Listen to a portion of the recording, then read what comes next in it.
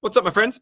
Welcome to this health breakdown, episode number 34, my friends. Again, where we go through videos and pull out the truth, pull out the highlights, pull out actionable tips in order to optimize our health and our wellness in the most natural way.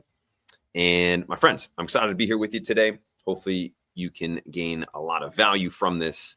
But again, my friends, always excited to be here with you. Let's go ahead and get right into it. US tap water exactly how they do it at home. Most tap water in the United States starts as river, lakes or reservoirs. We are collecting straight from the source and carry them home to start the treatment. Now it's time to gas them. We're gonna blast them with chlorine gas that is cheap, aggressive, works fast and kills bacteria, viruses, parasites, everything. It does create some chemical byproduct, but that's a calculated risk. Now to add some of our environmental contaminants, we're gonna add some PFAS, forever chemical, that shows up in nearly half of US tap water, glyphosate and other synthetic pesticide runoff that is found in most surface water, pharmaceuticals and birth control residues, sewage overflow and organic waste, basically all of the stuff that end up in the source water, heavy metals from rusty old pipes on the way to your tap, and fluoride. Even though it's linked to lower IQ in children, we're only gonna add a little bit, so it should be fine. Now to try to clean up this mess, we're gonna add some aluminum sulfate. Even though it doesn't remove most of this, at least it makes it look better. It clamps all of this trash together. Now we just need to run it through a basic filter, and that's basically your tap. But just before we chug it, we're gonna run it through a Brita filter like millions of Americans. That barely removes any of this, but at least it feels like we did something. Send this to your friends who still drink tap water and let me know, would you drink this crap? My friends. Yeah, that is just about how they purify and filter our tap water. And so about probably a decade ago, I learned about ewg.org. And if you go to ewg.org, you can go through their tap water section and you can punch in your zip code and you will get back a full list of details of what is currently in your tap water. And there were many cancer causing ingredients in our tap water. And there were also radioactive elements in our tap water as well. So, and this was in Colorado.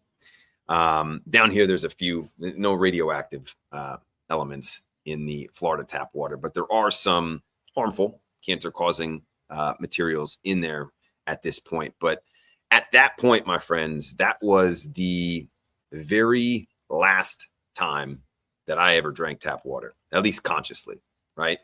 And I know that for most of us, we know to stay away from the tap water, but I think he does a really good job in just highlighting the actual process and the things that take place to purify and clean out tap water. And so super simple, my friends, stay away from the tap water. Simple. Hop over to another one here, my friends. Industry, they shut us down. They actually kicked us out of the gluten sensitive conferences and all this because we were showing the nature had a solution. And every other booth in those facilities that were paying for these conferences to happen were some sort of gluten-free pasta or gluten-free bread. It was already a $40 billion industry by that time. And so to find out that just as the pharmaceutical companies really weren't after a healing of cancer, to find out that the science of gluten sensitivity doesn't want to hear that this is actually glyphosate and not gluten as the problem. It goes to just show that this is not like the chemical companies against us.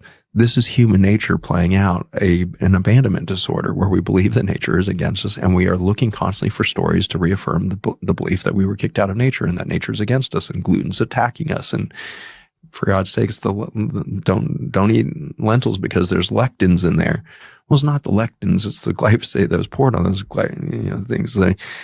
It's just this constant demonizing of nature that we are doing, and for that we believe that there's a virus attacking the world, or we believe, that cancer is attacking a human body. When in fact, these are just human bodies that are demonstrating what the dimming of light looks like.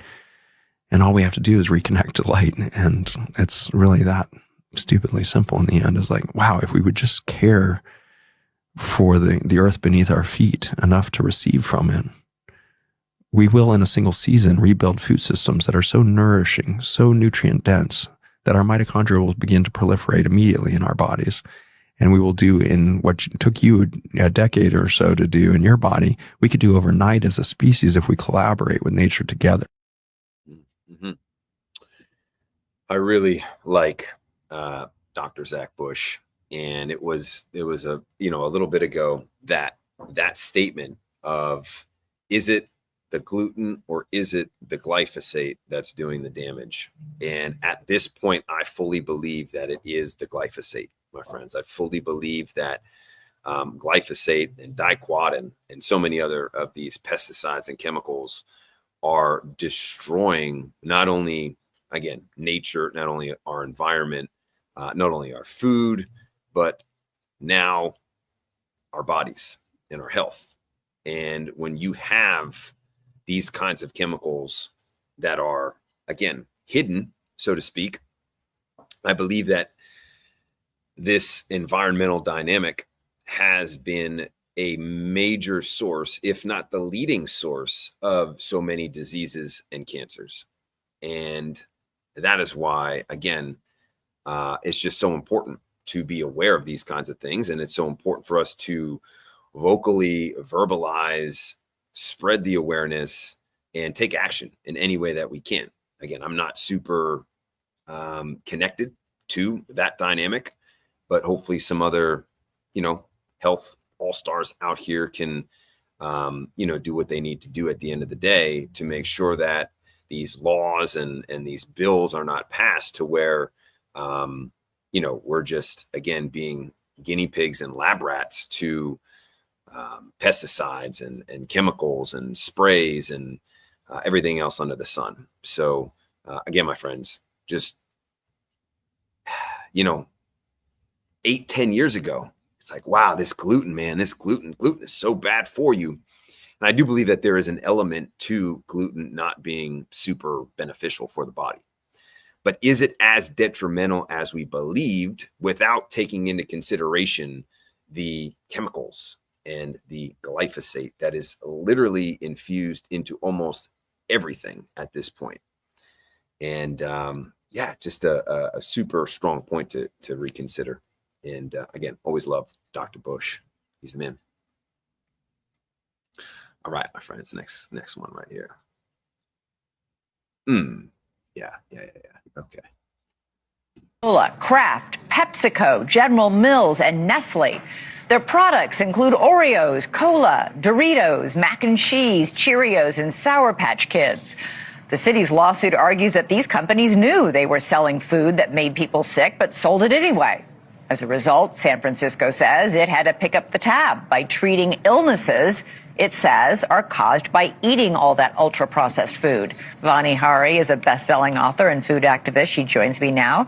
Vani, great to have you. So San Francisco's mayor, Daniel Lurie, said today, families deserve to know what's in their food. We are not going to let our residents be misled about the products in our grocery stores. This is what you've been saying. This isn't just a lawsuit, it's a reckoning. The ultra-processed food industry is finally being held accountable for feeding disease and not nutrition. These companies didn't just sell products, they sold sickness, and the city of San Francisco is suing them for it. For years, our movement has been shining a light on these exact tactics the lawsuit describes.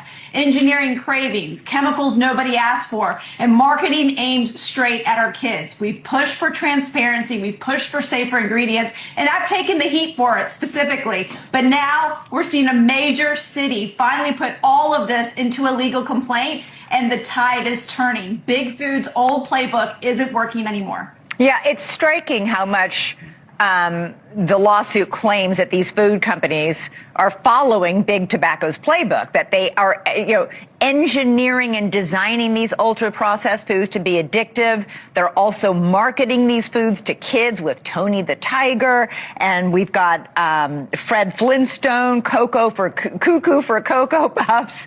All these characters that are mass marketed, these are all things Big Tobacco did by marketing cigarettes like Virginia Slims to women and lying to people and making it addictive. You know, this is a very spiritual movement. This is for humanity.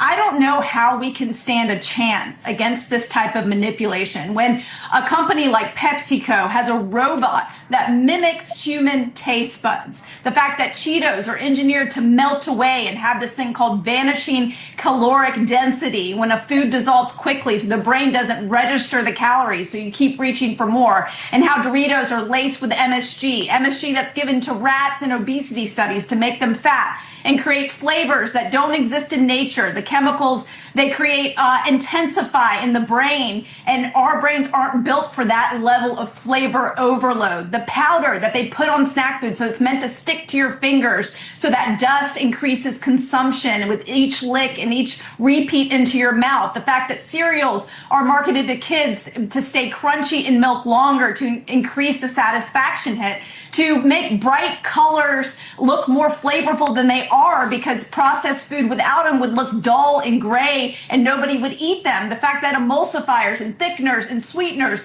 are combined Okay, you in yogurt and convinced ice me. cream to hit your dopamine levels.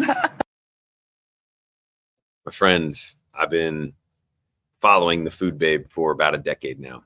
And, you know, that's that at that time, you know, this was all crazy conspiracy stuff, right? It's as factual as she's been, you know, communicating for literally a decade. And finally, the truth has surfaced. And the details that she mentioned in the ultra processed food, you know, companies, the dynamics of which they engineer food is insane. Like that's literally insane. You have to realize how unhealthy and harmful that is. Again, not one Cheeto is going to kill you. That's not the point. It's the small amounts that consistently add up over time. And I think that most of us full out know that ultra processed foods not only are engineered, but they are also creating disease. And that is a fact. And more power to her to continue to, again, highlight the truth, take the necessary action in order to, you know, just communicate, hey, what is in this food, right? That's all I want to know. I want to know what's in the food that I'm eating. I want to know what's in the food that my children are eating. And I want to know what's in the food everywhere. So I think that transparency is massive. I think it's super important.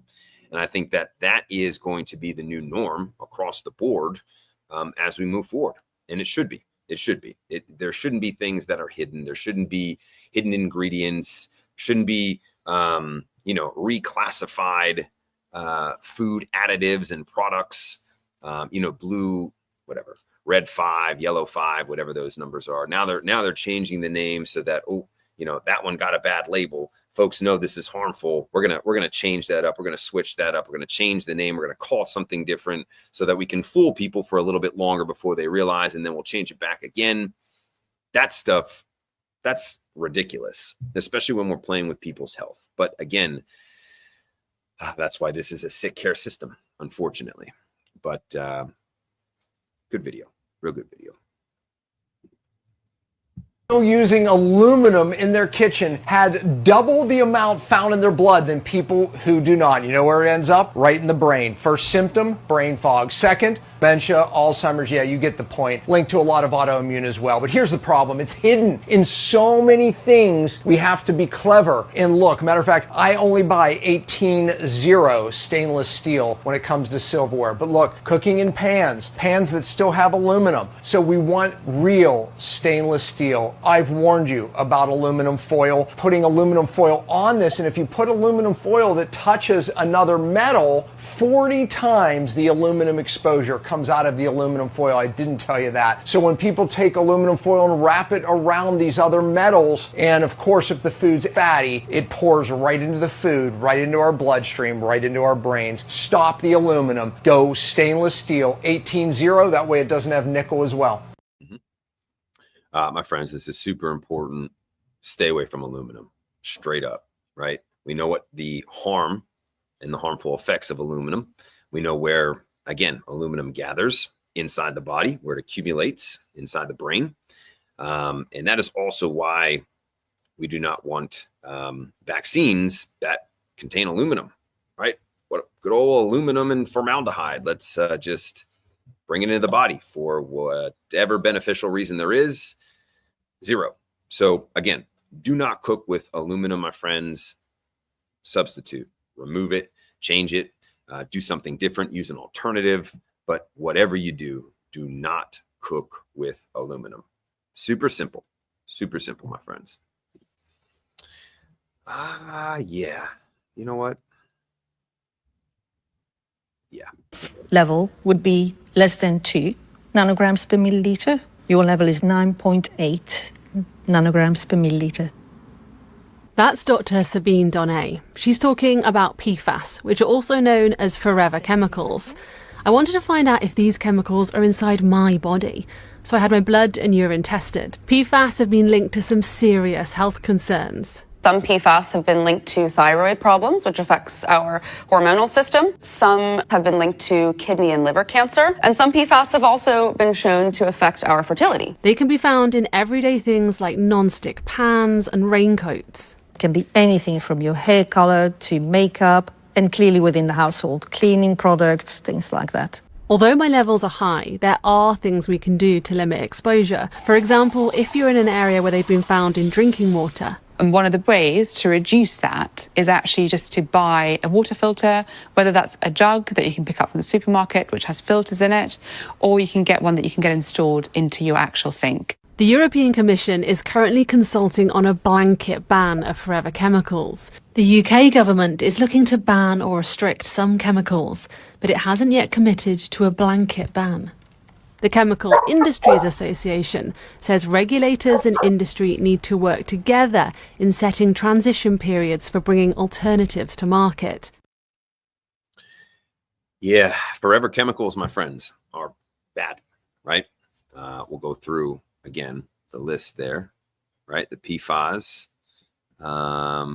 forever chemicals, right?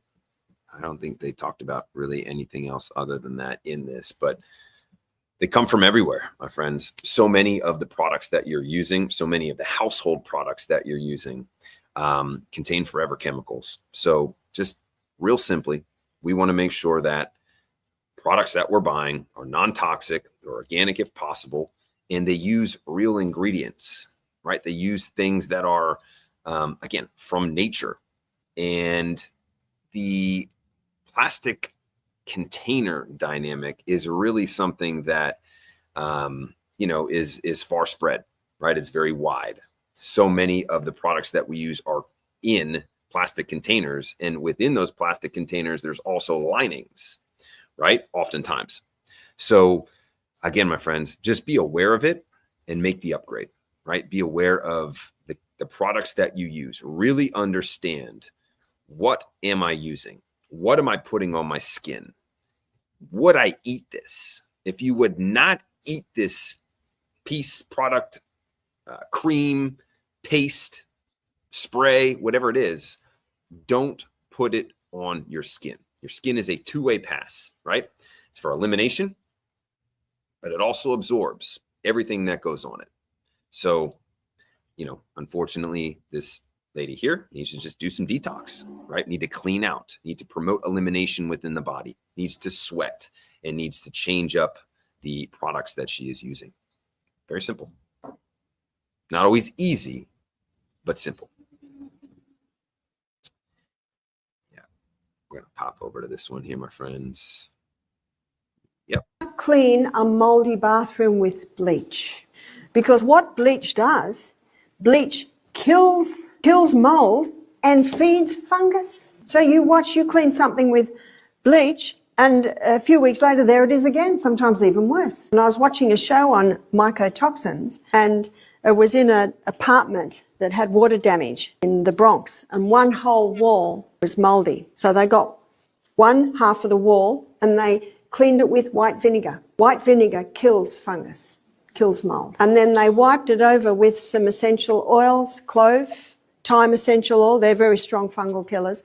The other wall, they cleaned with bleach. They shut up the room. They came back 2 weeks later, and the wall that had been cleaned with bleach was grown again, but the other wall was not. So never clean it with bleach.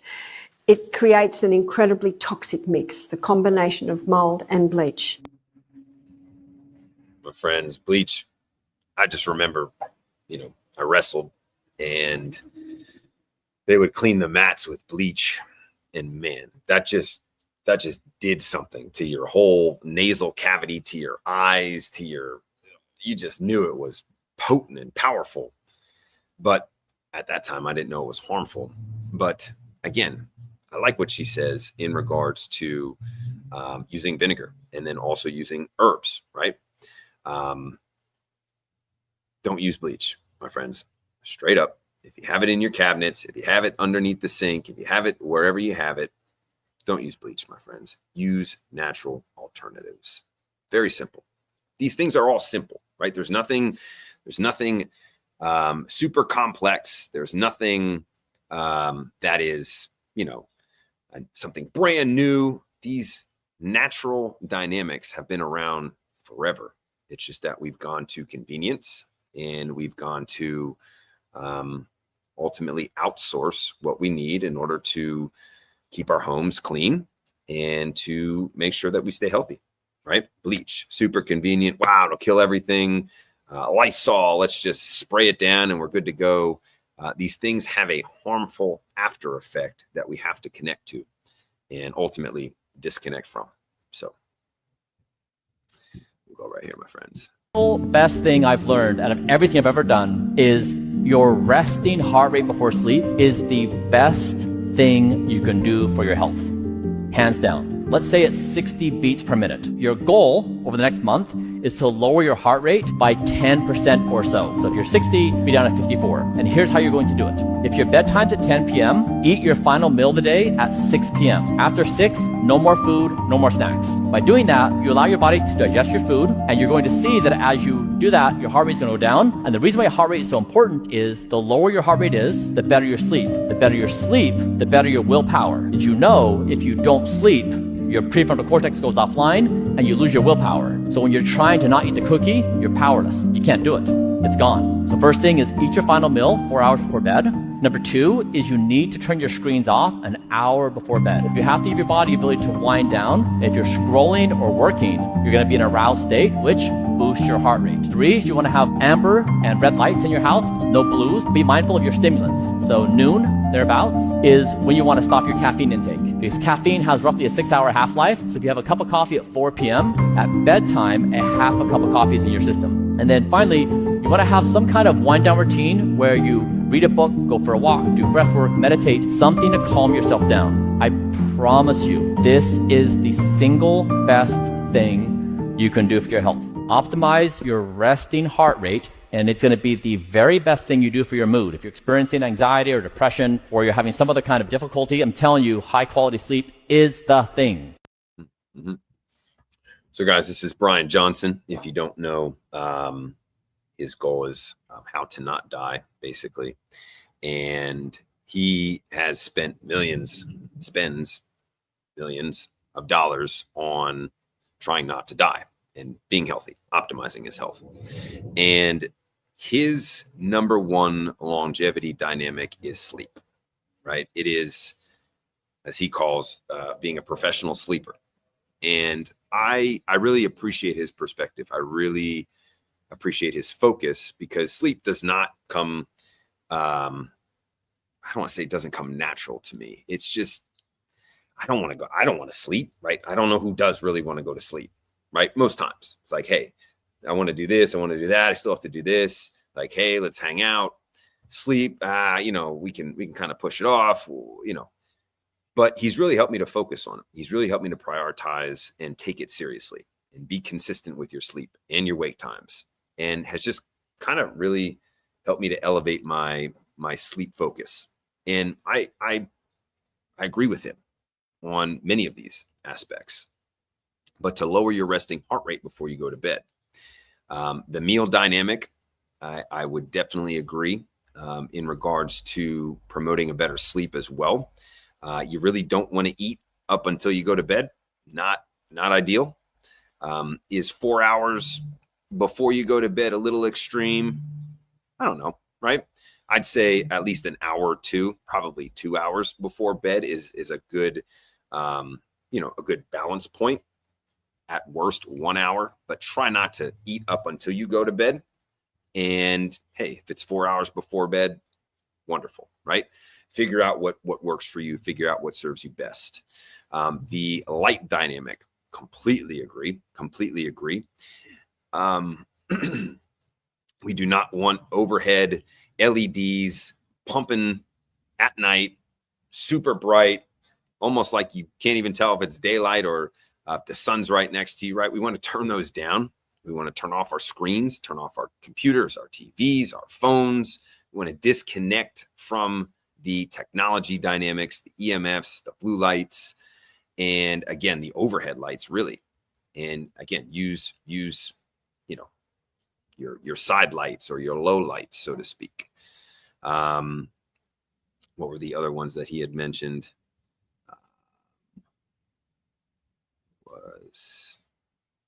Sorry, I just want to make sure I forget or remember them. Right. Oh, caffeine. Yeah. I don't consume caffeine. I should say maybe 2-3 times a year, if that. But my friends, that's a big one. And I remember that from drinking so much coffee. If I drank coffee late, it was a rough night because I couldn't go to sleep. I couldn't fall asleep. It's still in me. I'm still pumping, heart's still going. No good, my friends. And the other two there. Yeah, the half-life dynamic.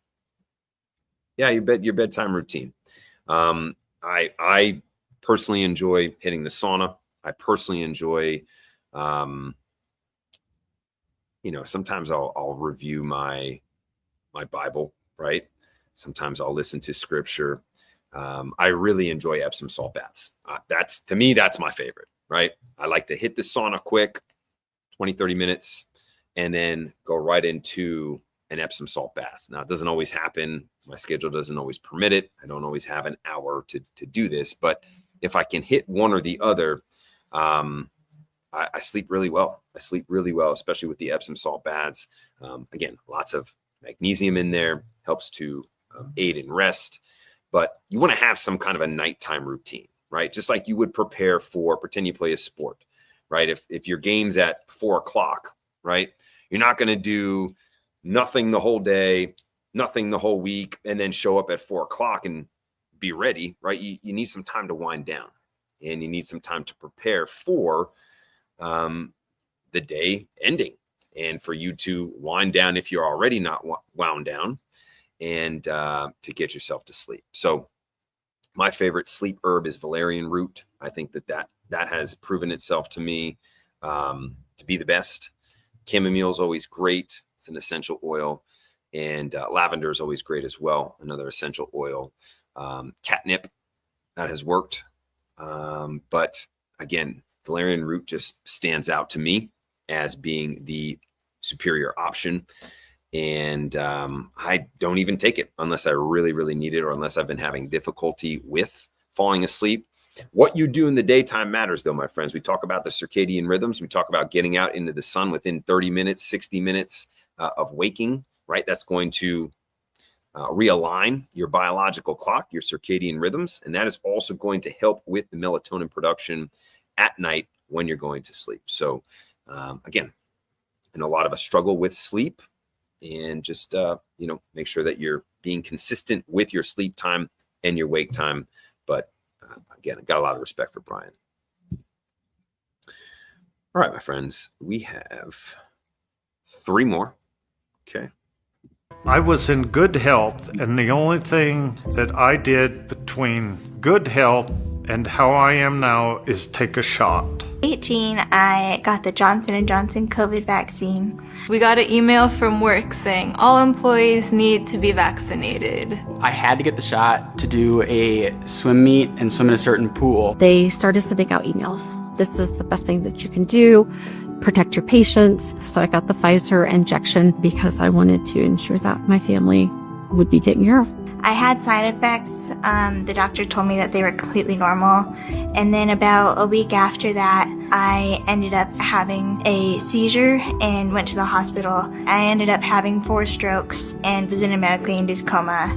Over the next 4 days, I went from being healthy to my spinal cord, C3 through C7, had been attacked. And I was so sick. I went to the hospital and I told them. And all the tests that they did on me, everything come back negative. So I wasn't the problem, but they had injected the problem into me. So the Care Fund was super helpful for me in that I could try different treatments. I could pay for certain medications or just the copay at doctor's visits. So it took a lot of stress off my healing process. The reason that I was able to come here today is because of REACT. The organization helps the emotional side of it, the connection side of it, the research side of it, policy. Those are the things that are going to give us purpose. So my friends, I'm not sure what the REACT is. I would highly suggest that you dig a little bit deeper into it. But I wanted to just bring this video, to the forefront of our attention because I just feel like it's super unfortunate that these folks, again, are healthy people, and then they get a COVID shot and they're dealing with these side effects and these dynamics. And my heart goes out to them a lot. And it try not to get angry, right? And just stay on the side of empathy. But I just feel like there were a lot of folks that were lied to, right? These folks thought that they were doing a good thing. They believed the medical recommendations. They believed the information that was being relayed. And unfortunately, it wasn't factual. Unfortunately, it wasn't truthful. And now, unfortunately, they have to deal with the side effects and the consequences of that. And my heart just goes out to them.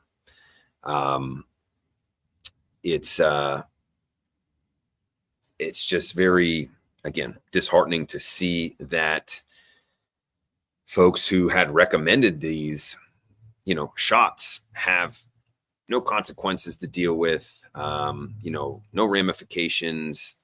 And yet some of these folks didn't even make it from the shot. Yet some of them have lifelong dynamics that they will need to deal with, possibly forever, or at least a very long time. But I want not only these folks, but anybody out there to know that if you have gotten a COVID-19 shot and you are dealing with side effects and consequences, that the only option, the only solution that I am aware of is detoxification. Now, I know Peter McCullough has a detox, supplement line or a few supplements that he promotes. I know one of them contains the bromelade, basically, active ingredient or key ingredient in pineapple, also turmeric.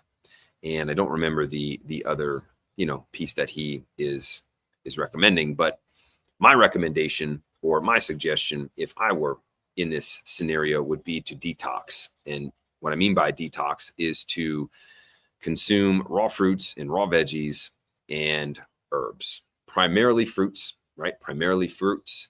Plug into Dr. Morse's protocol for detoxification, plug into his herbs, and work with a raw food, plant-based diet, my friends.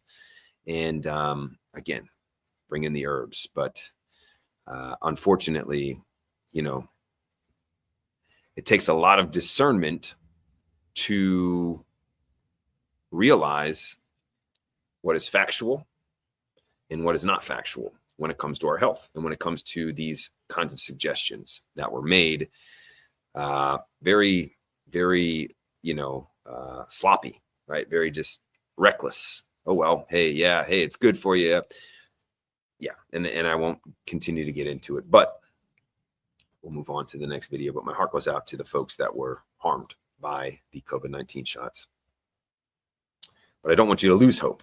That's the whole thing. I do not want you to lose hope. This is what everything that I do is all about, is to understand natural ways of healing. And again, hundreds of thousands of people, millions of people are healing themselves naturally, right? From diseases to illnesses to COVID-19 side effects and damage. And I just want you to know that it is very real, very, very real, my friends, natural healing. Okay. Told you, let's take it a step further, that you needed 72 vaccines, that you needed to be injected with viruses and bacteria and kidneys of monkeys and chopped up pieces of dead babies and mercury and formaldehyde and polysorbate 80. Who told you you needed that to live in Eden, to live in this beautiful world that I've created?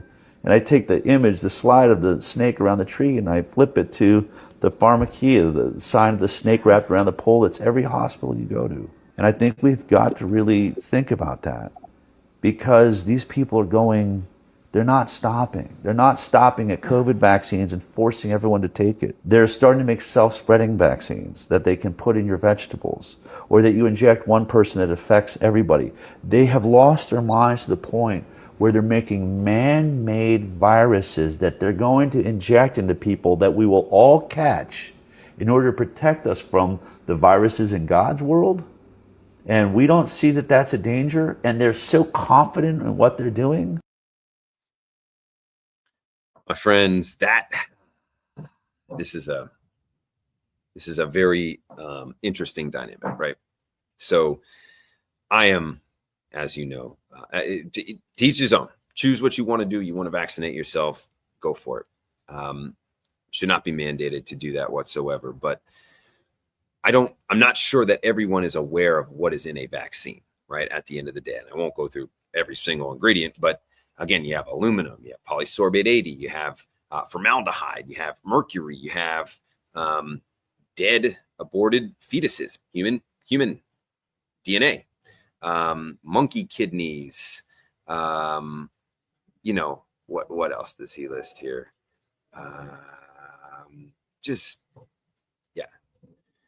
Outrageousness, right? Trying to pick a little bit of it apart, but this religion of vaccines has just gotten completely out of control. And I've been following Dell for well over a decade at this point.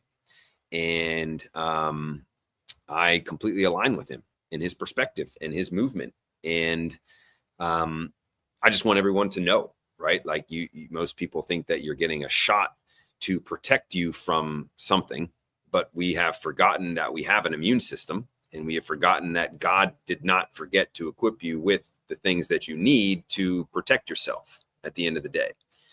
But I just don't think that everyone is aware of what's actually in a vaccine. And if you break down the ingredients within this vaccine and you took them individually, what benefits would they bring? What benefits would monkey kidneys bring to you, right? What benefits would formaldehyde bring to you? What benefits would mercury or aluminum bring? And the answer is none. The answer is absolutely nothing. I feel like I'm Conor McGregor. Zero. And I just really encourage you to do your due diligence, to do your research. And I'm really saying this to protect your children at the end of the day. I don't want you to have regret like the individuals that we saw in the prior video. And I don't want you to regret giving your son or daughter a vaccine. And I personally know people, right? I've heard of and seen hundreds, maybe thousands, probably maybe just around that number. But I personally know a handful of people that they have said it was the worst decision that they've ever made in their life. And it's like a bad movie. It's like a bad dream. And they feel like they can't change it. And again, just I'm here to give hope to those that have made that decision and regret it. And, you know, to help awaken others that are either questioning it, because I remember when I was questioning it, and then it was just this, you know, overwhelming amount of information or evidence that I just felt like, no, I'm not going to do this. This doesn't make sense to me. It doesn't feel right. Intuitively, my gut is telling me, no, that's not the right answer. This is not what's going to protect my children from these diseases that, again, you have a solution that is more of a problem than the actual problem. And so we'll conclude this here, my friends, with this video. And 12 studies that compared vaccinated to completely unvaccinated children. All 12 of them, every single one found that the vaccinated were far unhealthier and had far more chronic disease. So what does this include? So they had far higher risks and rates of neurodevelopmental disorders, including autism, ADHD, tics, learning disabilities, speech delays. So their brain was not working properly anymore. And then they also have increased risk of autoimmune diseases, of asthma, skin disorders, everything. They're suffering as a result of this. And it's undeniable. All 12 of those studies found this. And so, and the key thing is the Henry Ford study that was recently revealed at the Senate hearing a few months ago, the Inconvenient Study. Del Bigtree did a documentary on it. In that study, this was the largest vaccinated versus unvaccinated birth cohort study ever done. They followed children from birth to average age 10. 57% of the vaccinated kids developed a chronic disease. Only 17% of the unvaccinated developed a chronic disease. So it's literally, that translates to, if you jab your kid with the full schedule, there's about a 57% chance, they will develop a chronic disease. my friends, I hope that these live streams, bring you value. I hope that you can at least take the topics that we discuss, hear what the video perspective is, hear my perspective, but also, develop your own perspective. And you heard the McCullough Foundation, Nicholas, state that the evidence or the data demonstrate that 57% of the children who take the vaccines develop a chronic disease.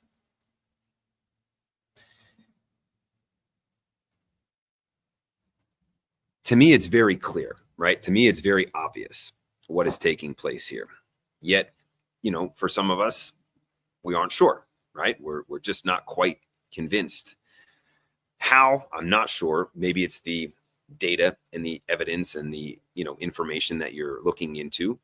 But I would dig deep into Sherry Tenpenny, Dr. Tenpenny's information. I would dig deep into Peter McCullough's information.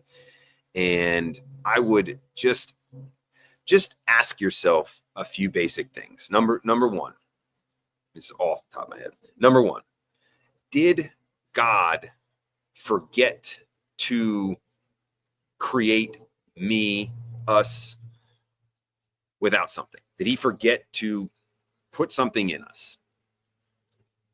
I think the answer is clearly no, right? He did not forget anything, right? Number two, why are we trusting a multi-hundred billion / trillion-dollar industry to save us from these diseases that seem to be fairly rare, fairly low in occurrence, yet so many more problems come from these injections, right? So we do damage to a terrain that is clean, that is strong, that is pure, that is good to go. and then we cause more problems. That aspect alone is really troublesome to me. It's really problematic that if we're going to trust a vaccine schedule, okay, so we're going to trust the vaccine schedule to prevent all these other diseases, but you have a byproduct that will create a 57% chance of chronic disease. So you're pretty much flipping a coin, and you're probably going to get a chronic disease. You're probably going to have some neurological disorder, right? In one way, shape, or form. To me, that doesn't even come close to the risk reward, right? Risk reward, it's not even close to me. It's like that, right? Why wouldn't we say, you know what, I'm gonna focus on building up my child's immune system. I'm gonna focus on building my own immune system through diet, through sleep, through exercise, right? Instead of trusting someone, again, who's making money off of actually making me or my children sicker and giving them more problems with this injected needle. Whereas if I looked at each of these ingredients and tried to find where are the actual benefits, I wouldn't find very much. There's a lot to say here, my friends. There's a lot to say. But to me, this study, right, the Paul Thomas study and the Cleveland Clinic or Henry Ford study demonstrate to me beyond a reasonable doubt that it makes no sense to vaccinate. None whatsoever.